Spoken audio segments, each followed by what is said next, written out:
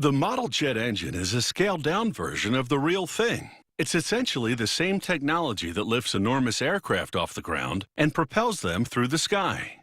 These engines were first developed for model aircraft in the 1980s, and they created an immediate sensation on the runway. For some model aircraft enthusiasts, tiny turbines are now the only way to fly because they look and sound like a real turbojet. It's a touch of authenticity that can allow the imagination to really take off. These mini-jets start with the base plate. It's the piece that all the other turbine parts will be attached to. Automated tools transform a piece of aluminum into an aerodynamic shape. The little blades cut into the perimeter will act as airfoils, contributing to lift and thrust. It takes just minutes to go from a metal disc the size of a hockey puck to a precision part.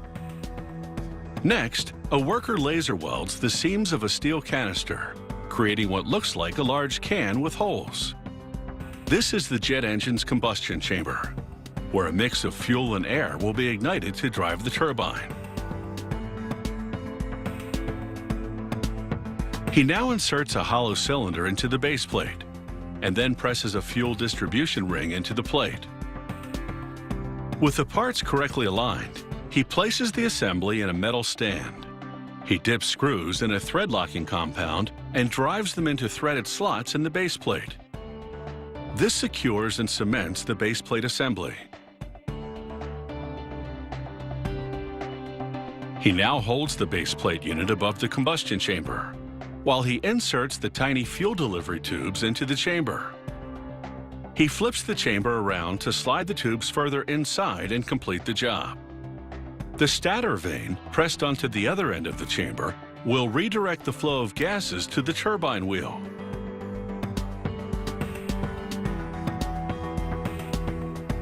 And now the glow plug, so named because it glows to ignite the fuel inside.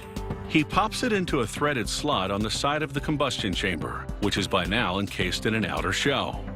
Next, he installs the turbine and shaft, sliding the shaft into the center cylinder.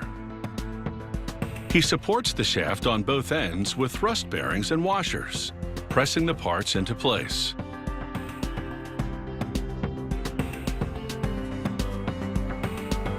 Next is the compressor wheel, which pressurizes air on its way into the chamber. Once installed, the compressor wheel spins at a blurring speed, and a computer analyzes it for the slightest vibration. Any vibration would signify an imbalance. The technician drills away tiny bits of metal to lighten the areas of imbalance. The exact spot was pinpointed by the computer. He gives the compressor wheel another spin. Again, the computer detects a small imbalance, and more material must be removed.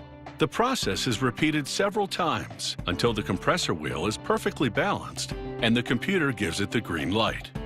After that, he balances the turbine wheel on the other end of the shaft. This mini-jet engine is now ready for the starter motor.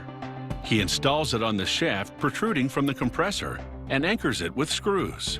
Once in place, it will spin the shaft until enough compressed air is produced to ignite the fuel. This plastic tubing will deliver gas to the engine and oil for lubrication. He adds a little of the oil for the initial lubrication of the bearings.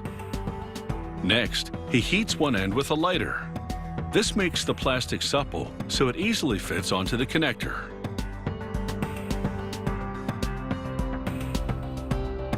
He wires the starter to a battery and tests the motor. It works, so he snaps an aluminum cover onto the assembly. This model jet engine is ready for the final test. Locked down in a test box, they pump fuel into it and bring it up to full throttle. Using computerized equipment, the technician monitors the output and confirms the engine is producing an adequate amount of thrust. That means it's ready to leave the factory and take flight. In total, it takes about 6 hours to make a model jet engine. But after that, the sky is the limit.